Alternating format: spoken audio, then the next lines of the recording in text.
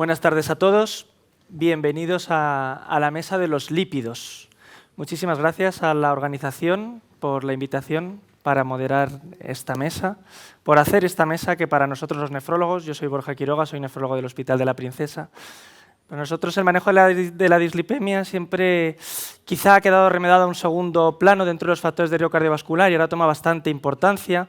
Hay muchas moléculas nuevas de moda, hay muchos avances en la dislipemia y los pacientes con enfermedad renal siempre son un poquito complicados porque muchas veces se excluyen de los ensayos clínicos y nos vemos obligados a extrapolar esos resultados. Quería presentar a la primera ponente, que es nefróloga, Adriana Puente, del Hospital de Fuenlabrada, que seguro que nos va a dar luz sobre la dislipemia en la enfermedad renal crónica. Cuando quieras. Muchas gracias a todos por estar aquí y gracias por la invitación que me habéis dado para poder hablar, en este caso, sobre el manejo de la dislipemia en pacientes con enfermedad renal. Pues cuando hablamos del paciente con enfermedad renal, lo primero que se nos viene a la cabeza es que es un paciente que hay que clasificar, que es un paciente que va a evolucionar avanzando en su enfermedad y que es un paciente que cada vez se nos va a hacer más complejo aún. Pero una cosa importante de saber del paciente con enfermedad renal crónica es que tiene unas características especiales en cuanto a la dislipemia. Una de ellas es que hay un problema en la lipoproteína lipasa y eso lo que hace es que aumente aún más la cantidad de VDL, de IDL y de triglicéridos en este tipo de pacientes. Es un paciente que tiene HDL, que es inmadura y que tiene una baja funcionalidad, con lo cual el transporte reverso del colesterol se ve también comprometido y que además es un paciente que está totalmente inflamado, oxidado y que eso influye sobre la LDL haciéndola más pequeña y con mayor capacidad aterogénica. Paralelamente a ello, el riñón es un órgano que sufre por la presencia de lípidos elevados y esto es gracias a la nefrotoxicidad lipoidea, que es cuando estas LDLs van filtradas a través de la arteriola aferente, pueden traspasar y estar en lo que es el mesangio, que son esas células que soportan esta parte capilar de los riñones y producir un daño y una fibrosis directamente sobre el riñón. Paralelamente a ello, la presencia de triglicéridos puede activar directamente una alteración sobre el podocito y si estos son filtrados, además produce daño a nivel de las células tubulares y del intersticio que las rodea. Con lo cual, en estos pacientes hay un empeoramiento de la capacidad aterogénica también a medida que empeora su filtrado renal. Es decir, que esta capacidad de poder manejar la aterogénesis se hace peor a medida que el paciente tiene peor filtrado glomerular. Y además, para complejizar más el paciente nefrológico, tenemos que no es lo mismo hablar de un paciente que va evolucionando en su enfermedad renal según los estadios que presente, sino también aquellos pacientes que presentan un síndrome nefrótico, que es una alteración aguda de los lípidos, aquellos pacientes que ya se encuentran en diálisis, ya sea en hemodiálisis o en diálisis peritoneal, o el reto también que tenemos frente a los pacientes trasplantados, los cuales también tienen un alto riesgo cardiovascular. Cada uno de estos pacientes nefrológicos presentan unas características distintas, haciendo que este paciente renal sea aún más complejo si se puede. Con lo cual, es importante saber que todos estos pacientes, con todas sus diferencias que presentan, mueren por lo mismo, por la enfermedad cardiovascular. Y aparte, es lo que nos tiene que hacer pensar en las estrategias especiales para este tipo de pacientes. Sí que es verdad que a pesar de sus diferencias, las estatinas siguen siendo la principal opción terapéutica para una prevención primaria y secundaria parecidos a los pacientes con enfermedad cardiovascular de población general.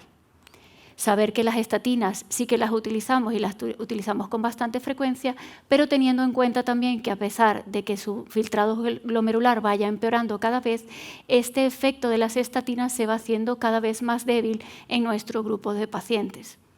Y sí que es cierto que aunque todavía nos da ventajas en cuanto a la mortalidad cardiovascular en aquellos que no están en diálisis y los eventos coronarios, todavía nos queda mucho por mejorar en estos pacientes que pueden estar en diálisis o tener un trasplante renal.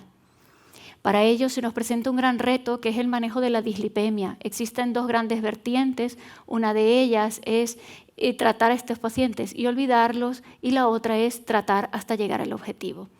La primera parte, que es tratar a este paciente y olvidar su alteración de la función lipídica, viene dada por las guías que se presentaron en el año 2013 sobre el manejo del paciente con enfermedad renal crónica y su alteración lipídica, cosa que también lo publicaron las guías NICE y los criterios de utilización de fármacos. ¿De qué se trataban estas guías? Estas guías no teníamos objetivo de LDL en nuestros pacientes renales, simplemente en aquellos que tenían más de 50 años y tuvieran una enfermedad renal crónica leve, estadio 1 o 2, que presentaran proteinuria pues en torno al gramo al día, siempre usar una estatina. En pacientes que tenían una enfermedad renal crónica estadio 3A, similar a este grupo, y en aquellos que ya el filtrado glomerular era mucho más bajo, ya mezclaríamos entonces una estatina con ezetimibe en este grupo de pacientes, siempre y cuando la edad fuera mayor a 50. ¿Y qué hacemos con los pacientes menores de 50? Pues en caso solo de que tuviera enfermedad renal coronaria, diabetes, un ictus o que presentara un riesgo cardiovascular mayor del 10% en la tabla del SCORE. En cuanto a los pacientes de prevención primaria que tuvieran enfermedad renal, ¿qué se haría? Se utilizarían las estatinas a las dosis máximas toleradas o mezclar la estatina con el ezetimibe. ¿Y qué tipo de hipolipemiante deberíamos usar? Pues las guías pues, no definen exactamente qué podemos hacer, si hay alguno en concreto que vaya mejor que otro, siempre plantean diferentes estrategias con diferentes beneficios. Lo que sí que queda claro es que el paciente renal siempre debe de llevar una estatina. La recomendación extrapolada para el paciente con trasplante renal tiene menos evidencia científica, pero se está aplicando. Lo que sí es que el paciente que se encuentra en enfermedad renal crónica ya en la etapa de la diálisis no tenemos ningún tipo de evidencia en donde nos demuestre que el uso de estas estatinas van a reducir su riesgo de cardiovascular o su mortalidad. En cambio, la otra vertiente, que es la que está actualmente en boga, que es tratar hasta llegar al objetivo, viene nacida de las guías que se han publicado en el 2019, en donde no solo nos habla de la prevención primaria, sino de la prevención secundaria en un paciente renal, en donde se está clasificado siempre en el alto riesgo, cuando el filtrado glomerular es por debajo de 60, o muy alto riesgo cardiovascular, cuando este filtrado está severamente alterado y es menor de 30. En cambio, ¿qué vamos a hacer con nuestros pacientes? Hemos pasado de no tener un objetivo claro de reducción de LDL a tener que llegar a unos objetivos muy ambiciosos en los pacientes renal. Con lo cual, tenemos un nuevo reto con el cual las estatinas o la combinación con el ezetimibe no nos permite llegar a esos objetivos que nos están marcando las nuevas guías. Entonces el nefrólogo se dibuja una nueva historia y mira hacia lo que es el inhibidor de la PCSK9, en donde observa que ese paciente renal es un paciente que también tiene pues, una necesidad de una prevención secundaria porque ya ha tenido un evento cardiovascular, o en algún paciente nuestro que también tienen una hipercolesterolemia familiar y que también padece de enfermedad renal crónica. Tenemos suficiente evidencia para la población general en el uso de este tipo de fármacos, en donde existe una reducción de lo que es el LDL colesterol, lo que son los eventos cardiovasculares mayores y la reducción de la muerte global y cardiovascular. Entonces, ¿qué hacemos los nefrólogos? Lo que siempre hacemos, buscar qué grupo de este tipo de estudios incluye pacientes con enfermedad renal crónica. Podemos observar que en los ensayos del Odyssey aproximadamente un 10% de los pacientes presentaban deterioro de la función renal y que estos pacientes a lo largo del tiempo estudiado en este ensayo se mantenía estable lo que era su función renal, cosa que para nosotros nos trajo gran alegría de que este tipo de fármacos no deteriorara más aún la función renal. Y no solo eso, sino que en los pacientes renales se observó que esa disminución que se veía en población general también la veíamos en nuestro grupo de pacientes renales, con lo cual era de gran ayuda poder contar de este tipo de evidencia científica para poder lograr estos objetivos ambiciosos que nos marcan las nuevas guías. Y para ello también el estudio Fourier, que también en cuanto al evolocumab, ver si este tipo de fármaco es seguro y estable en pacientes con enfermedad renal crónica, hemos quedado muy agradecidos, dado al gran número de pacientes con enfermedad renal que se incluyeron en este estudio, del cual 15.000 pacientes eran con estadio por lo menos 2 o menor y 4.000 pacientes con estadio 3 o menor, incluso llegando a pacientes que presentaban un filtrado glomerular hasta 20 mililitros minutos, con los cuales fueron incluidos.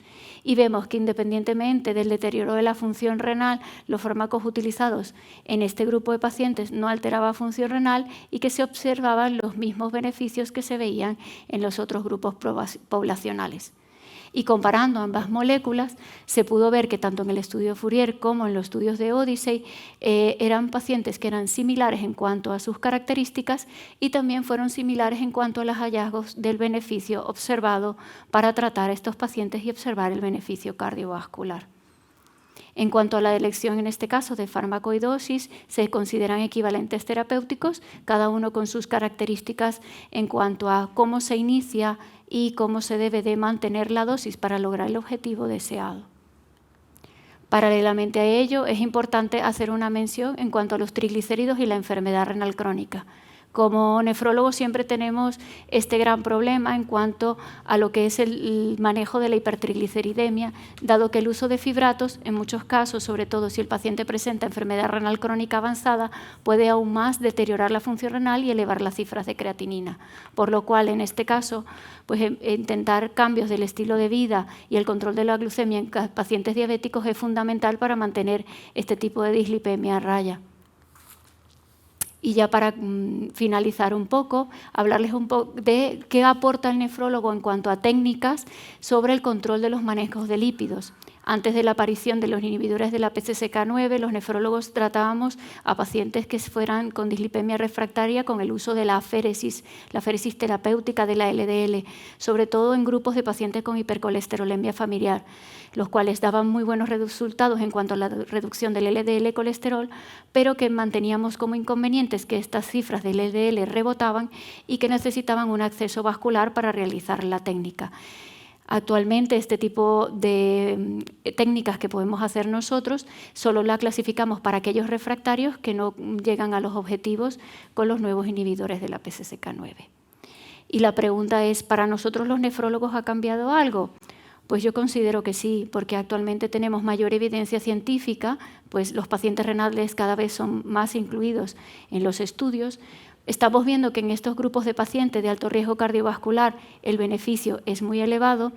Existe una disminución en la mortalidad de nuestros pacientes, aunque todavía tengamos grupos que no han sido incluidos, y que estos fármacos son seguros y que se pueden utilizar en la enfermedad renal crónica.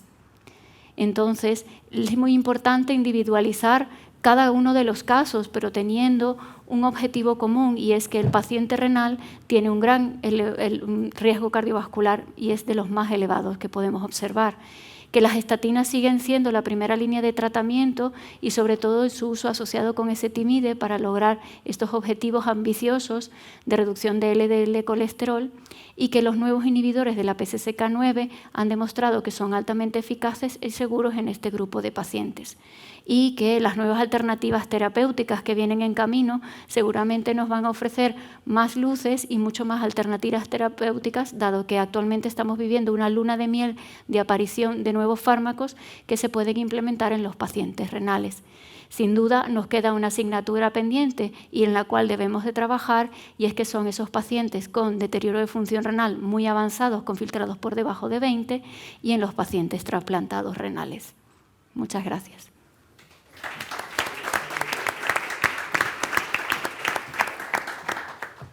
Bueno, yo soy Javier Abellar y a continuación vamos a hablar del tema de los monoclonales en vida real y en ciertas poblaciones. Estamos acostumbrados a verlos utilizarlos en las hipercolesterolemias familiares y los pacientes jóvenes de muy alto riesgo cardiovascular. Pero fuera de esas poblaciones hay grandes poblaciones que se verían beneficiados de su uso, y vamos a ver si la doctora Muñoz nos lleva o nos aclara un poquito cómo se usan en vida real y en ciertas poblaciones. Bueno, pues muchas gracias por la presentación, muchas gracias a todos, sobre todo por estar aquí presentes. Creo que es un acto de generosidad en el tiempo libre. Al mismo tiempo, todos teníamos muchas ganas de juntarnos y felicitar pues, esta iniciativa que, como se ha dicho reiteradamente, es enriquecedor, ¿no? Que podamos estar representados las tres sociedades y preguntarnos nuestras dudas y, y juntarnos por el bien del tratamiento del paciente. Gracias por la invitación a esta mesa concreta. Y en 10 minutos voy a intentar ceñirme a lo que se me pide, ¿no? La evidencia de los monoclonales en vida real. Estos son mis conflictos de interés y es una suerte cuando puedes hacer la foto, ¿no?, de vida real y no te tienes que ir a estudios que se han hecho a veces en el extranjero, con poblaciones que tienen otra etnia. Aquí tenemos la suerte de tener un estudio en vida real que se inició en el primer año y medio de recorrido de comercialización de IPCSK9 y en el cual muchos de los que estáis aquí, de muchos hospitales, están representados vuestros pacientes, ¿no? Este es el RETOS, en el cual tuvimos la suerte de participar y aportar el granito de arena. Y básicamente hacía la foto de aquellos pacientes en los que de verdad estábamos usando o empezando a usar IPCSK9. El objetivo era buscar cuáles eran los niveles de LDL de partida y conocer qué características clínicas. Como sabéis, IPCSK9 están aprobados para hipercolesterolemia familiar, por encima de 100, ese es el IPT, y para aquellos pacientes que en prevención secundaria, estando con terapia de estatinas, ezetimiba, no alcanzan las dianas terapéuticas o son intolerantes a estatinas. De manera que lo que se pretendía era básicamente ver si lo que estábamos viendo en ensayos clínicos, que como ha descrito Adriana Fourier o Odyssey Outcomes, se correspondía con el resultado en nuestra población, en nuestros pacientes. Pues bien, la foto es en las unidades de medicina interna, la foto es de un paciente masculino, habitualmente el 64%, joven, como veis, de en torno a 56 años, con más o menos 10 años, caucásicos y con tendencia al sobrepeso grado 2, casi la obesidad. En nuestras unidades, el 75%, es decir, 3 de cada 4 pacientes, tenía hipercolesterolemia familiar y, lógicamente, mayoritariamente, más del 95% eran en forma heterocigota, ¿no?, por la prevalencia propia de la enfermedad, gracias a Dios. Por otro lado, el 60% estaba en prevención secundaria o había tenido una enfermedad cardiovascular establecida previa y de los cuales decir que tenían las dos condiciones aproximadamente el 50%. O sea, el 50% de nuestros pacientes eran pacientes con hipercolesterolemia familiar que habían tenido un evento. ¿Y qué evento? Pues mayoritariamente enfermedad coronaria, como también es característico de la hipercolesterolemia familiar. Veis que también hay enfermedad arterial periférica y enfermedad cerebrovascular, pero menos representada. El tratamiento de base de estos pacientes, lógicamente, y por cómo es el IPT, pues tienen que intentar ir, como dicen las guías, ya mencionado Adriana, pues estatina de alta intensidad, ezetimiba y, si no llegan, poder poner un IPCSK9. Pues el 60% estaba con estatinas de alta intensidad, había como un 30% de intolerantes y el 60% estaba con ezetimiba bien asociado a estatina o no.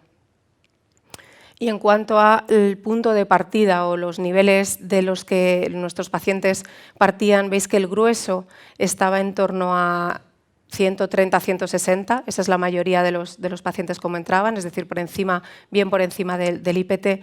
Y los pacientes que partían de un LDL más alto eran justamente aquellos pacientes con hipercolesterolemia familiar que no habían tenido evento todavía, quizás porque igual la agresividad en el tratamiento en esos pacientes había sido menor.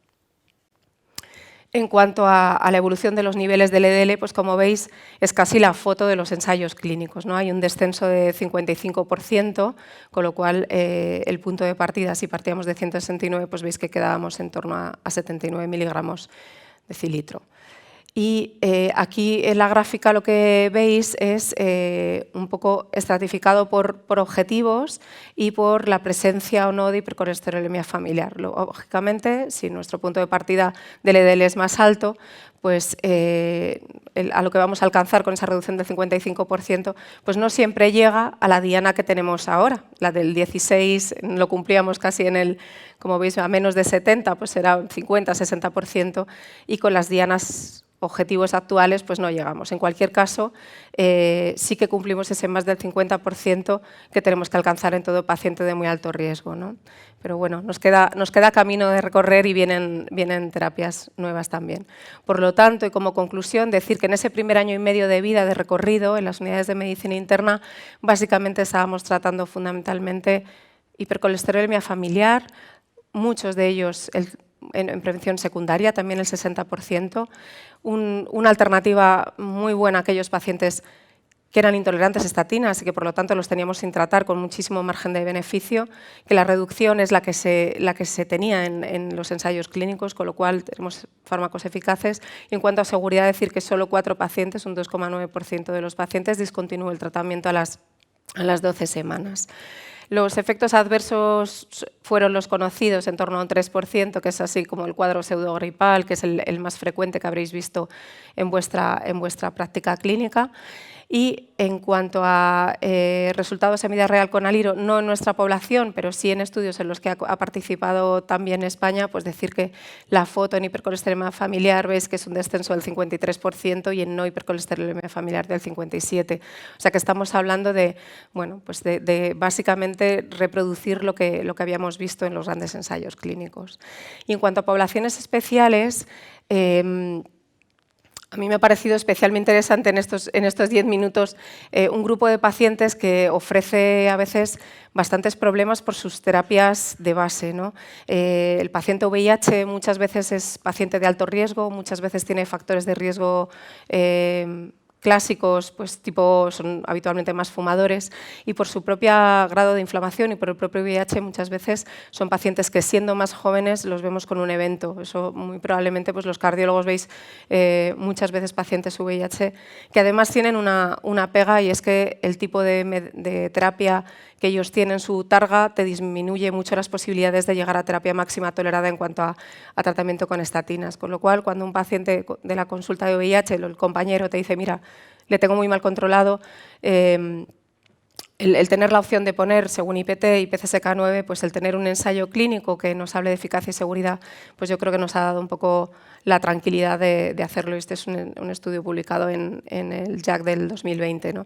El Beijering es un ensayo clínico en el que veis que randomizan a 467 pacientes en un brazo en dosis mensual 420, que es una de las cosas que contempla el IPT, versus placebo durante 24 semanas, y después hay un periodo abierto de 24 semanas a las dosis de volocumab para los pacientes, de manera que lo que pretende es evaluar eficacia y seguridad en el manejo de pacientes. ¿Cómo eran estos pacientes? Pues mayores de 18 años, que llevaran más de 6 meses con el diagnóstico del VIH, que estuvieran estables, carga viral indetectable, más de 250 CD4 y que llevaran más o menos un mes con terapia hipolipemiante estable, que no hubiera habido que modificar la medicación. Tienen hasta 600 de triglicéridos para entrar en el ensayo, y no podían aquellos que habían tenido un evento coronario previo cerebrovascular o que tenían una disfunción sistólica y que por tanto en cuanto a cosas de seguridad pues tuviéramos más riesgo de tener eventos no asociados al fármaco o que estuvieran en fase SIDA.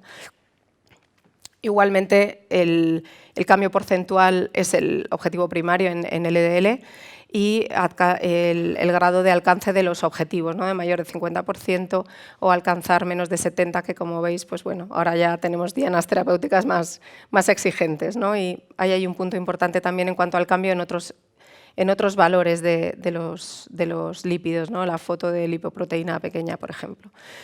La foto es igualmente un varón, más proporción, 82% eran varones, como suele ocurrir en la población VIH, 56 años, misma que la de las unidades de medicina interna, blancos, aquí mayoritariamente eran americanos, hay un 13% de latinos o hispanos, y como veis hay un 35% de enfermedad cardiovascular establecida, que es menor que el que hemos comentado, y son hipertensos, fumadores y diabéticos en un 30% más o menos. Aquí el uso de estatina de alta intensidad es, como era esperable, menor, es un 30%, hay un 20% que no lleva estatinas, el uso de ezetimiba es también el 19%, y hay en global un 79% de los pacientes que tienen estatinas, aunque no sean todos de alta intensidad, ¿no? Entre moderada e intensa. Todos, lógicamente, con targa. Y volvemos a ver este 55-56% de descenso en LDL, un 70% alcanza un LDL por debajo de 70 y un 73% tiene una reducción de más del 50%, con lo cual en esta población volvemos a poder estar seguros. Y destacar que hay una disminución del 16% del LPA, que aunque no lo he puesto en la gráfica porque tampoco, bueno, pues no quería tampoco pasarme de los 10 minutos que toca, aquí tenían una LPA media de 53 que es ya una lipoproteína alta que considera factor de riesgo. Por lo tanto, este descenso también es importante. En cuanto a seguridad, igualmente decir que los eventos adversos tenían que ver con los normales de población sin VIH y que hay como un 2,3% de molestias en el sitio de inyección, que también son poco relevantes. Por tanto, y en conclusión, cuando tengamos a un compañero de los de la consulta de VIH que tenemos dificultad, pues decir que podemos usar el fármaco en condiciones de eficacia y de seguridad. Y esto es todo.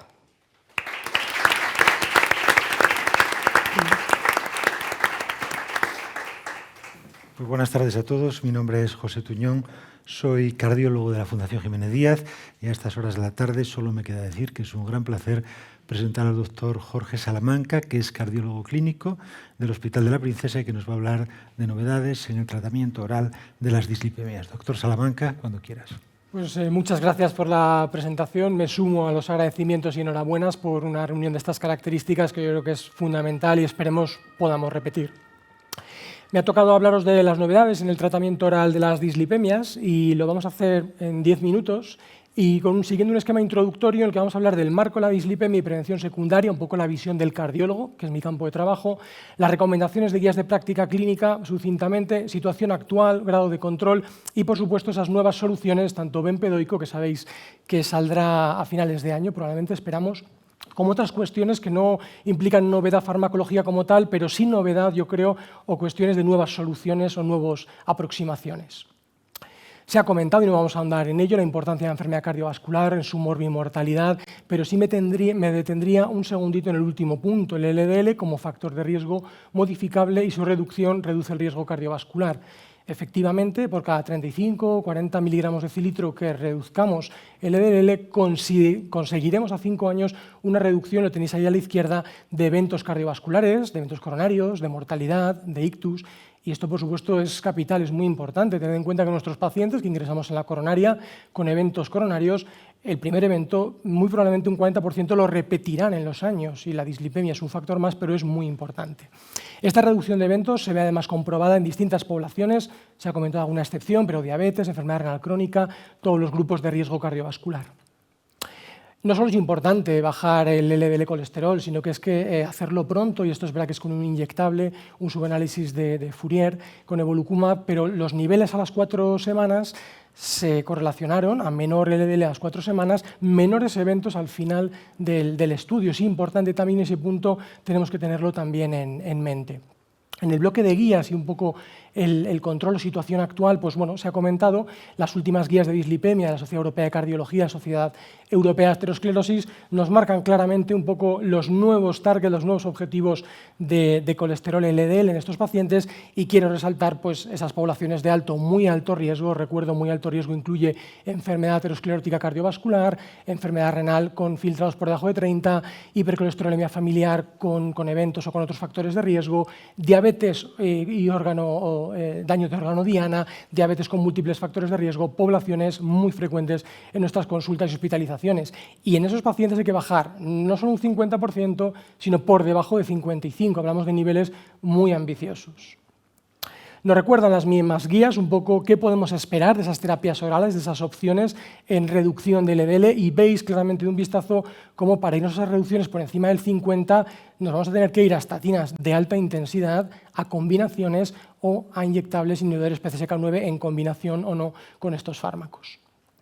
El esquema de tratamiento, efectivamente, en 2019 establecen estas guías y lo refrendan las guías recientemente publicadas en 2021 de riesgo cardiovascular, parte, por supuesto, aparte de todas las medidas higiénico-dietéticas, etcétera, pero en tratamiento oral, la estatina de alta intensidad a las dosis más altas toleradas, si no conseguimos el objetivo de control, hay que añadir ezetimibe y si no conseguimos el objetivo de control, hay que plantear añadir el inhibidor PCSK9.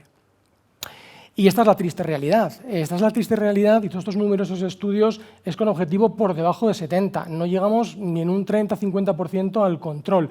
Si nos vamos a por debajo de 55, haceros idea de en qué situación estamos. Y estos son numerosos estudios, pero se traslada a realidad clínica y a nuestras consultas y unidades coronarias y hospitalización frecuentemente. Parte final de la charla y vamos terminando ya. Visto lo visto, está claro y vamos a ver si hay alguna novedad en planificación de tratamiento, seguimiento y control precoz, que yo creo que es fundamental. Reacción e intervención ante el mal control es un mensaje claro y vamos a terminar con unas preguntas sobre bempedoico, si bempedoico va a salir, si estamos viendo todo lo anterior, qué reducción adicional de LDL ofrece, hay sinergia, compatibilidad, qué tolerabilidad nos ofrece este fármaco y si hubiera datos de reducción de eventos. En cuanto a planificación, seguimiento y reacción, no quisiera dejar de comentar este documento de consenso de la Sociedad Española de Cardiología, que va a presentar unos algoritmos, que ahora los vamos a ver brevemente, y os pongo antes de los algoritmos esta tabla adaptada para que veáis en el código de colores que ahora emplearemos lo que hemos comentado antes. Para reducción elevada, por encima del 50, en torno al 50, nos vamos a ir mínimo a la estatina de alta intensidad, dosis altas, rosuvastatina, atorvastatina o potencia intermedia junto con ezetimibe. Si queremos reducción en torno al 60, estatina alta potencia, como acabamos de comentar, junto con ezetimibe. Y si tenemos que irnos a una reducción extrema, y lo hemos visto, va a haber que sumar, aparte del tratamiento oral máximo tolerado, el inhibidor PCSK9.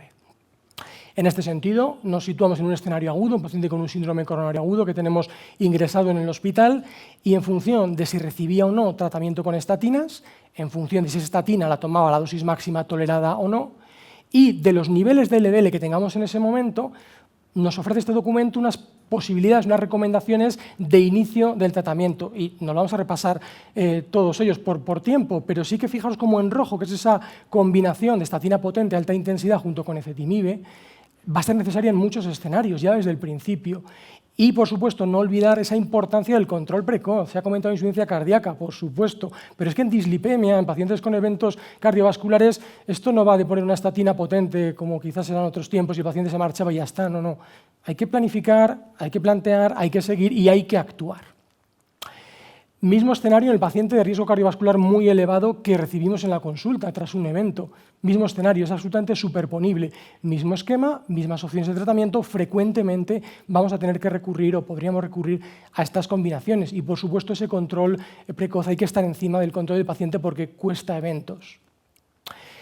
Finalizando con la última parte de la presentación, esa nueva opción oral que tenemos, el bempedoico, es un profármaco que actúa a través de una enzima que se encuentra principalmente en hígado, en menor medida en riñón, no se encuentra en tejido muscular y eso tiene sus beneficios a la hora de efectos secundarios clásicos en otros casos con la terapia hipolipemiante. Actúa, como veis, en la síntesis hepática del colesterol, la inhibe a nivel un poquito superior a lo que lo hacen las estatinas y va a incrementar la acción, la expresión de los receptores LDL y de esta manera lo va a disminuir. La dosis comercializada será la de 180, una toma al día, también en combinación con ezetimibe va a existir. Y bueno, pues vamos a ver un poco a lo largo de su programa de desarrollo muy brevemente. Solo vamos a centrarnos en los ensayos en fase 3, que nos hablan de la eficacia en reducción de LDL, y ya os anticipo que no contamos aún con datos de reducción de eventos. Hay un ensayo que yo creo que en 2 años tendremos resultados, el Clear Outcomes, en pacientes intolerantes a estatina, veremos un poco esa reducción o no de eventos. Respecto a los ensayos en fase 3, los agruparíamos en 2 diapositivas muy rápidamente. Pacientes intolerantes a estatinas, uno de ellos, el Clear Tranquility, incluía de base ezetimibe en todos los pacientes y ezetimibe junto con bempedoico reduce un 38%, 35% el LDL y el Clear Serenity solo bempedoico frente a placebo. En este caso vemos reducciones corregidas por placebo, pues las que tenéis ahí en torno al 22-28%. Reduce además, esto se ve en todos los ensayos de fase 3, ApoB, colesterol total, por supuesto, y la proteína C reactiva. Tenemos además en la otra diapositiva agrupados los 2 ensayos que sí incluyen pacientes de mayor riesgo cardiovascular que estaban tomando estatinas de potencia moderada o alta y vemos como corregido con placebo efectivamente pues entre un 18 y 17% de reducción de LDL. De manera un poquito más anecdótica, pero yo creo que llamativa e importante también, un fase 2, pocos pacientes, 65, periodo de washout, de lavado y luego placebo o una triple terapia que incluía atorvastatina 20, bempedoico 180, ezetimibe 10.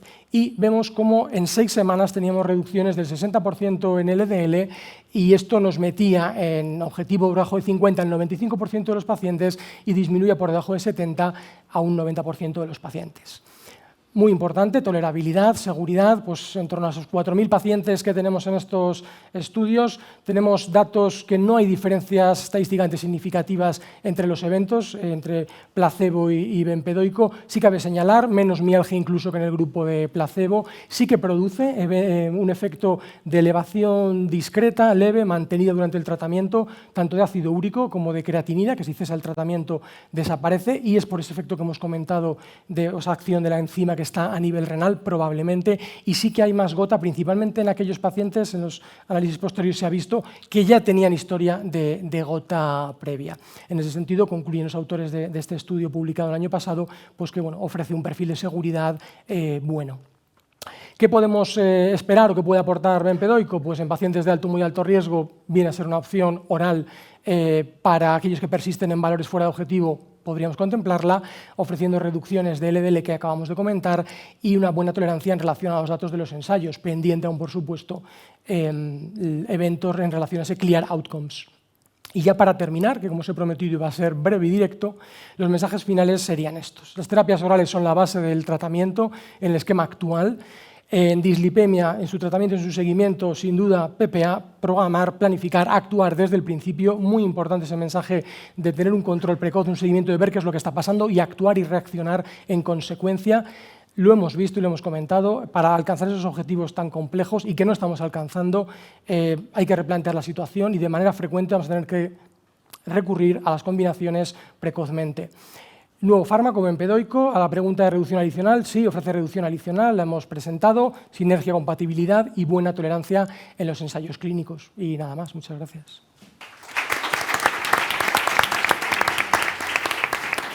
Bueno, pues muchas gracias a los tres ponentes, que además de brillantes han sido concisos, y esto hace que tengamos ahora unos minutos para un poco de discusión. ¿Alguna pregunta? Doctora Sanz. Micrófono. Muchas gracias. Como cardióloga me encuentro muchas veces en la consulta pacientes de alto riesgo cardiovascular que han tenido eventos y que los tenemos con dosis altas de estatinas de alta potencia, ezetimibe, y no conseguimos el objetivo de tener el LDL por debajo de 55, pero tampoco están por encima de 100, que es el objetivo para tener indicación de los inhibidores. Y este es un problema muy frecuente que tengo día a día y no sé qué hacer con estos pacientes. ¿Vosotros me podéis dar algo de luz? Yo te puedo contar un poco mi experiencia, ¿no? Y la situación es la misma. Evidentemente eso se produce en tu hospital, te pasa a ti, me pasa a mí y nos pasa a todos. Por un lado está el IPT y ahí yo creo que desgraciadamente hay diferencias entre hospitales. Yo tengo la suerte que sí tenemos un poquito más de posibilidad en pacientes en zona gris, en trato directo con farmacología, con la farmacia, hospitalaria, plantearles tratamiento, y nosotros sí lo estamos haciendo. Pacientes sobre todo de un perfil, si cabe, de un riesgo extremo, ¿no? Signos coronarios recientes, multievento, diabéticos, pacientes que claramente se pueden beneficiar y se benefician. Y nosotros ahí hemos llegado a digamos, acuerdos y tratos en los que sí conseguimos implementar, aunque estén en esa zona que llamemos gris, el tratamiento. Y más allá de eso, porque claro, el problema puede ser efectivamente que ante la sumación o nuevos tratamientos y demás, que metamos muchos pacientes en una zona gris que no se puedan beneficiar de ese tratamiento. Yo creo que eso es algo que debería ser abordado y tratado y tenemos que ver, estudiar, es muy complejo, ¿no? Coste, efectividad, etcétera, pero debería abordarse porque tenemos, entonces, yo en mi caso, desde luego, lo que abogaría es por, en los hospitales individualmente, tratar y exponer que existen, a lo mejor no todos los pacientes de zona gris, pero multievento, diabéticos, síndromes recientes, esos pacientes claramente yo creo que sí que se benefician y hay que intentarlo y nosotros sí lo estamos consiguiendo. Ahí lo único que te puedo apoyar, yo te diré que mi hospital es justo de la rama contraria, es IPT, IPT, IPT, y si estás entre 70 y 100 no hay tu tía. En el punto de vista individual es el ir con el estudio de la SEA, con el NNT de 25. Y ahí efectivamente pues, los pacientes que han tenido eventos recurrentes, que tienen enfermedad de dos vasos, pues por lo menos tienes el argumento de que la NNT es relativamente bajita y que supuestamente es coste efectivo. Pero lógicamente se pueden acoger a IPT como lo hacen en mi centro, por ejemplo. Ahí bempedoico igual nos ayuda un poco, porque a lo mejor en estos, bueno, suelen estar eso, entre 70 y 100, y dices, bueno, pues igual si nos aporta ese 18 o 20% extra, bueno, pues algo más haremos. Puedes meter algunos, pero te vas a quedar corto en otros también. O sea que yo por eso insisto en lo que comenta ella. Yo creo que ese perfil multivaso, multievento, diabético, es que hay algunos que concurren incluso todos los factores y yo creo que sí merece la pena. Por ejemplo, en nuestro caso, cuando se presenta este tipo de zona gris, si encima tiene enfermedad renal crónica, somos capaces de, en coordinación, convencer a aquellos que podría incluso demostrarle este beneficio. Entonces, yo creo que en nuestro caso también tenemos la ventaja de poder exponer caso a caso esos pacientes que caen en zona gris, porque a lo mejor tiene que tener la LDL de 100, pero a lo mejor la tiene de 90. Entonces, tú vas y le explicas diciendo, es que mira, 90 para mí es como 100 y su riesgo es muy elevado y este paciente se va a beneficiar. Nosotros sí que tenemos la ventaja que tiene el doctor. Pero de los pacientes renales sí quería hablar yo un poco, porque hay unos subgrupos de pacientes que se benefician más. El paciente diabético se ha demostrado, el paciente multivaso se ha demostrado, pero los pacientes renales tienen un problema, tienen más riesgo, pero no sacamos más beneficio de ello. Esto se vio, lo vimos en el Odyssey, y el paper que has presentado de Charitan y estos, el objetivo primario en los renales no daba significativo, daba el secundario. Siempre el beneficio es más ramplón. Más aún, has puesto una gráfica muy bonita, y Jorge también, de la europea, donde dice que filtrado glomerular por debajo de 30 es muy alto riesgo. Pero en cambio, por otro lado, dicen que un paciente, por el hecho de estar en diálisis, no hay que dar tratamiento, y vamos, no hay necesidad de dar tratamiento hipolipemiante porque nada demostrado, solo si el paciente ya es coronario y entra en diálisis. Sí, pero yo creo que en este caso, y el problema que tiene el paciente renal es que no está estudiado. Yo creo que si el estudio y los ensayos clínicos lograran incluir a este grupo de pacientes, se podría ver cuál es el beneficio real. Y a día de hoy prácticamente parecemos como el lado feo. Eso, no, el paciente renal encima crónico, avanzado, en diálisis. No, no lo metas en el ensayo clínico porque nos va a tirar por tierra nuestros objetivos. Entonces, yo creo que si empezamos a hacer ensayos clínicos en donde el paciente renal sea el objetivo de la reducción, seguramente vamos a encontrar el beneficio que se están viendo en los otros grupos de pacientes de alto riesgo. O quizás, si me permitís, simplemente decir que quizás un refuerzo más para decir que es que tenemos que empezar mucho antes, ¿no? Que en toda la enfermedad cardiovascular, en todos los territorios sistémicos, tanto cerebrovascular como cardíaca como renal, hay que empezar antes.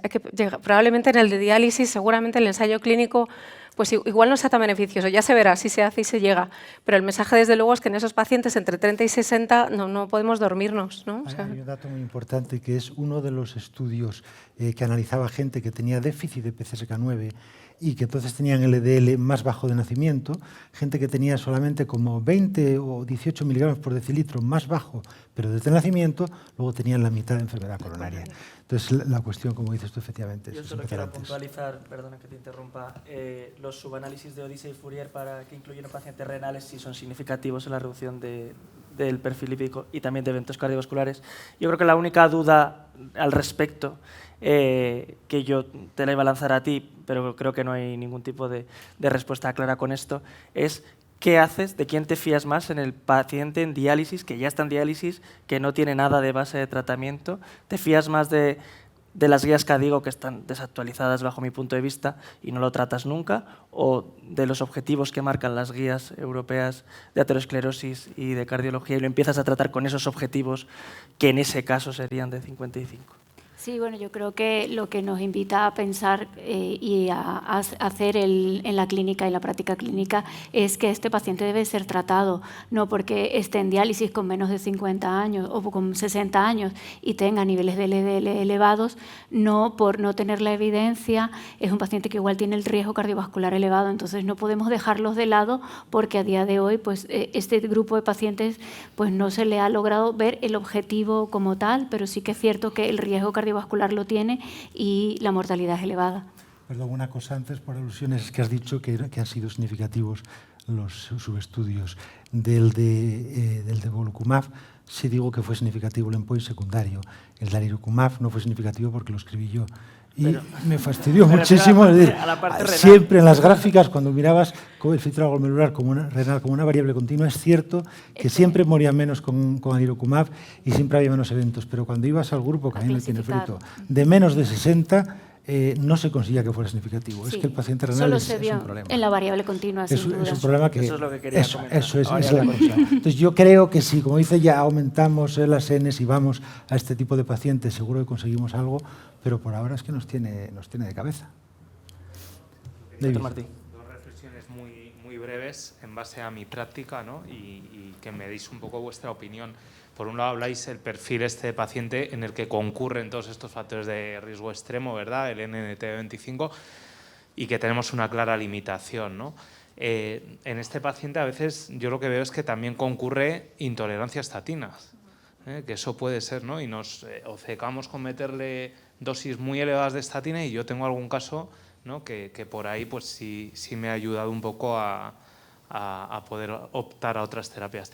Y luego en relación al paciente renal, yo creo que es un paciente en el que tenemos efectivamente que poner el foco, porque la sensación es que también ponemos dosis elevadísimas de estatinas a discreción y a lo mejor atendiendo a eficacia y seguridad. Si no fuese un tema exclusivamente de coste, pues tendríamos que optar a otras terapias, ¿no? Entonces, Sí. yo no sé, el paciente de enfermedad renal estadio 4, que en el fondo es el que vemos más, ¿no? y que ese sí se beneficia de una reducción lipídica intensiva, pues a lo mejor estar metiéndole dosis de 20...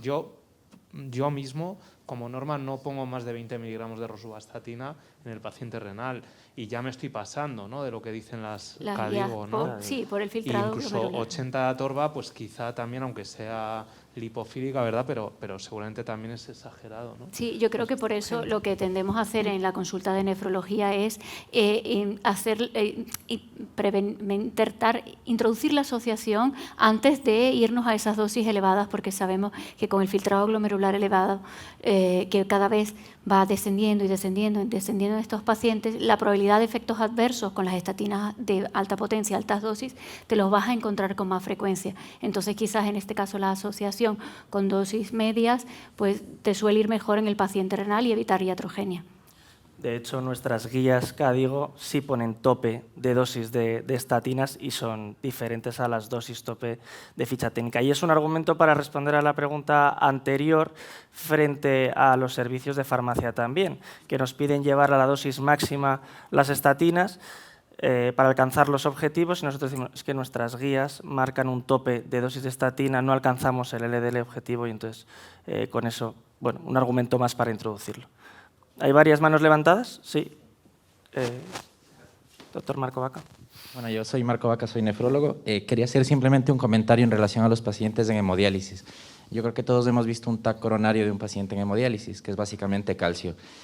Generar un impacto positivo con tratamiento hipolipemiante en esa fase, como dijo la doctora, es muy difícil, porque al paciente de hemodiálisis se le suman muchos más factores, que no los voy a comentar aquí, que inciden en su mortalidad. Entonces, volvemos a reforzar el mensaje de que actuar antes, trabajo multidisciplinar, contacto con farmacia de forma continua, probablemente mejore muchísimos los resultados. Muchas gracias.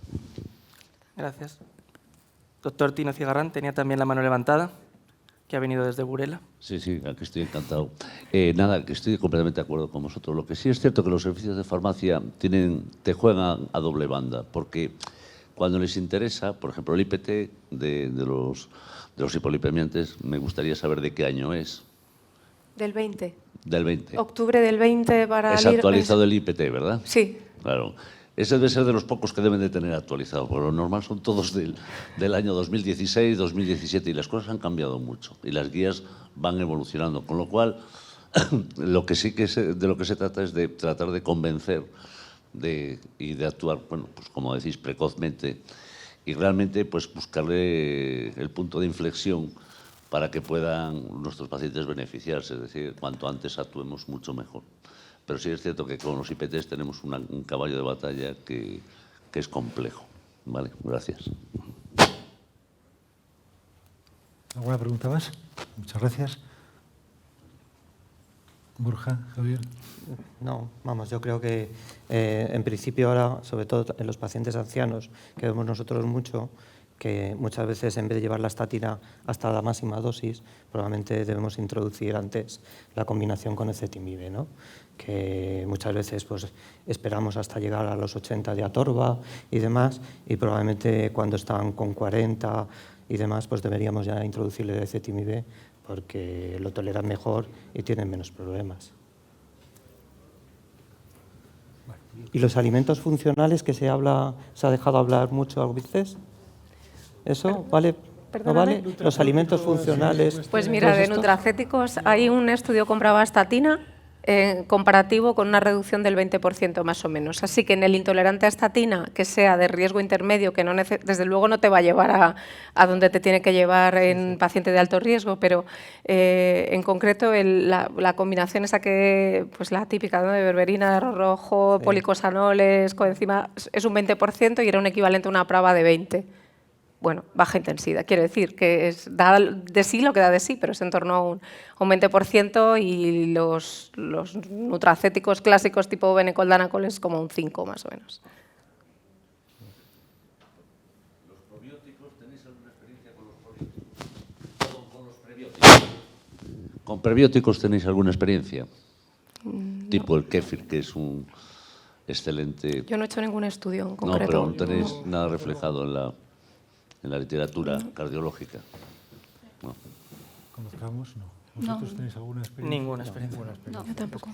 Hay gente que tiende a ir a ciertos alimentos, a ciertas cosas, porque no se diga que está tomando un fármaco, pero al final el ensayo clínico es muy, muy importante. Cada vez vemos más gente tomando fármacos de este tipo o alimentos de este tipo para colesterol, igual que cada vez hay más gente tomando vitamina D. Entonces, yo creo que es importante que las cosas estén fundamentadas. ¿No hay ninguna pregunta más? Pues a comer. Pues yo creo que termináis. Pues nada, terminamos la sesión de la mañana y nos vemos para los casos cerrados ya después de la comida.